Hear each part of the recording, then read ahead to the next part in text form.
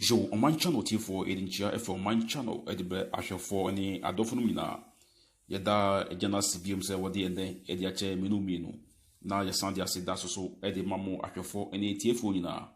NH Papa Abe Bianomoniable. How my set here for Bekaya last 3 days, and I made it to Jacka say. Say, Ushe medias, Nana say, Ushe all the. Okay, yes, Ghana, instead of media air course no Oba radio station, and as call all the journalists in the one. Game or more bon. Let's say, all you compare football team are the same. On say, Michael Essien of a different teams are not the way. And he said, oh, Manchester United, that's a ball on boy, obit me every Chelsea at him top. The same thing. So for Chelsea, obviously at me free Liverpool at top. Sanity. It depends. Say si can pan eba top. Obi okwampo team no e front no. E to say dia team no me pay bi mentino. Me team bi akọ the same thing na e so Ghana.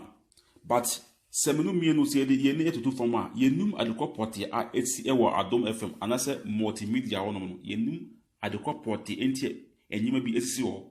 O my gen jamika sa. Ye hwe number of people omotimi Ajay Adom FM and I said multimedia no just obi atwi ho obi entiase and 3 days ya na nana Yaa Brefo danso onzo so den eja adwuma no na it was allegation say omo force no say ontimi enkopa nana ma bra achew and ono a eka say so no obepa na achew de ene adwuma no obejai but information say sa woman no kasa na why ready so obejai adwuma no e je say no obekọ new station okay Ojaye no omai minu yenda den sora enora aye Monday no a Captain Smart a no na se na anka o che say o hodu Adom FM no onu so a chro say we jai Adom FM a ti see info I wo say oko Dr. Kwaku Wortens NGFM oko ho ai wa cry ho na oko by ma we review say time omo so efo so eye ohima we ye je no Ohima we eje eko sa the same FM no aye engine FM aye Dr. Kwaku Wortens okoho uko Peace FM wa na ye o man bi o a aye fa no Kujo Dixon also echo engine FM. And the question we are asking is multimedia no the number of people are me jai sa FM no o ma edi entila ayake tua no ene bia management no on person me tuo mu yi ana so sebe enyim ade bi e wo ho no mu a o ma hu a no ntino o mu eje ana se de won intimity ase because my sebe bo empenifo na say a lot of people a ma no mu ye djuma ho a mu jai no a utwu ho nti ase ena na no me di be wo mu se ye hwe obiri se Abeku Santana na o ho no ena o jai ena me di kan catch say na adaka befrim pomanso na o ho no ena o jai empo misan catch say uko o man FM a ma ya ayefa no offer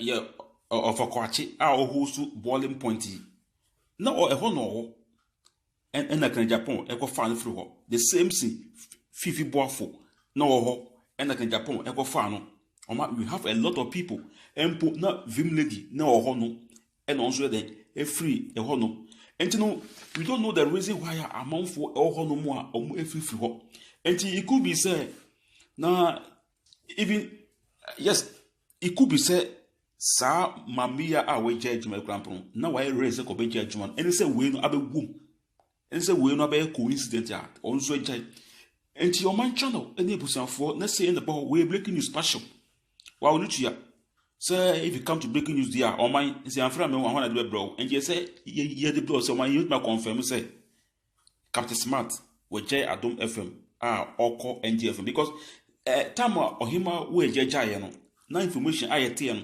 satam no na Captain Smart no o America no o na ire ho satam so atese na ire na onyem enumu no ene etese na Captain Smart na one ohima we je som negotiate mi say nka ohima we je enko kama no say obese ojai Adom FM no omra ho eti we don't know say afena sisi ano omatima akawi and also all called there, we don't know. And your man says here the Adom FM there Omatime yi munchi nyina di o. Ama esi Adom FM chale why say sebi obi a ontim nante no. Ke say omayi nam nyina atwede e.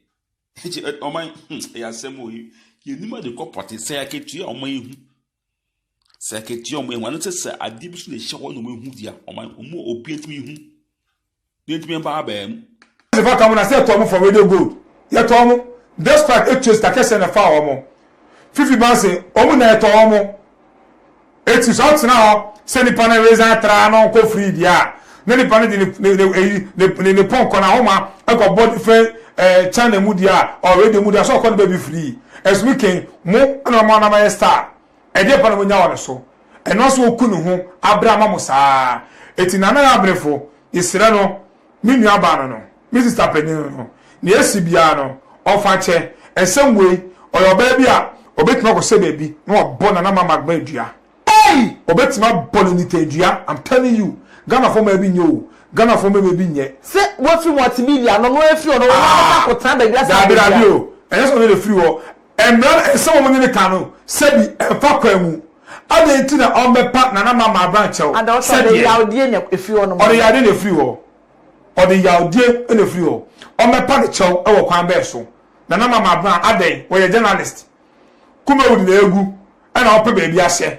E na wudi amemefe. Abe say UTV a. Na just so journalist. That means empany for number 2 more journalism no. They have to respect you. Ade kuma wudi na mama bran on president. Na ya kuma wudi na mama bran on na boss kuma wudi na. E ya mumia kan kure. Oh, my God, no ka kumedu kuma wudu mpanyifo so no so ka. Enti dia. Ofebuo ema na Yaa Brefo. Se na Yaa Brefo enyi anche ne dia. E na no na mama brown. Wonyi che na Yaa Brefo. Ofebuo ma no. This is Tapenin no. Who is Tapenin busa question we anke dia. Eh dia. E ti oni wonyam so. And now o stardom, o celebrate that etis one. No, it is time we have to understand journalism. What I say, obi on ma the way or interview a man for no son not here from the one. But me send or interview the be son not here. A man for because on your professional or your raw son on so here. Son am me engine home. The program you know me engine home. Eti me ka acha na mama brown. Also so ni home. Na eche na nisem egu abonten. Eche na amanfo ebe ni nisem egu abonten. Eche na wale musem ebe take so Ghana haina ensem boboba kama ekasa ensem eboboba ensem boboba na se unzu se na ya so ono a bia na because of pride nsi ono so ko swallow the pride one patron say ne baby adidi nso the other ne dey ana hu ni say oh e chapa bi wa anyansa ni oh one god asem na Cindy Uken Cindy say me journalism me field. I have the way I interview people. Especially Cindy, you have the way you interview people. Now say obi ono actress, just an actress. Now say sebi na djuma gu. Now also person be journalist, now we never be ase. Ono ko tunu ni mutuo. O ko abo yan frɛ one na frɛ program ne so. Na yan frɛ. Sebi se na na apo frɛ ko apo na. Fine. Who say o sister Penny no. Now o to mane. O kan sem. Ade na Bernard nya Penny na o blast no so we wicked. We evil woman no. Adna sama ni dia na mama gba anko de no wa kana gya che no fake ni e kwakwa report na Yaa Brefo ama multimedia penifo na mo multimedia penifo so mo hwehwe han e ma lady Resigned e mo de okọ mo benya lazy people that wake up around 10 to 11 and e be aduma mo ka se ni pena na hu nyansa e so ma mache se me kwa aduma Ghana time is money oboni krom or the time na bia. How many Ghanaians go to work on time? How many Ghanaians leave their husband, their children, their family around 4 a.m. to 5 a.m. Say me kwa juma. Enso to na mu, ewie bo na mu, emu kumba na mu. Na man na Yaa Brefo e dey amemnefe. Say afi wo. Me dey na asefem. Eya me asefem. Eya asemo be gu ahomie bebre. Okay. On God. Cash. Nandi kama kuma usta, how are you?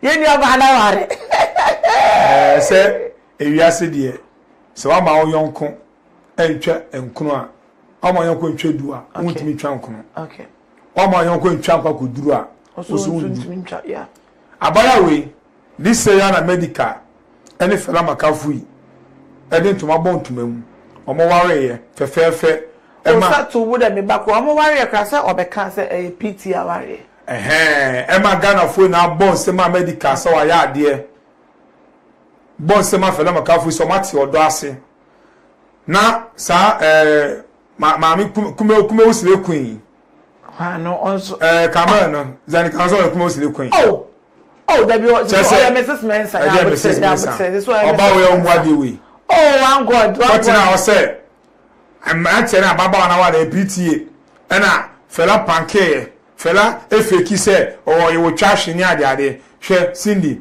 when joy become too much in life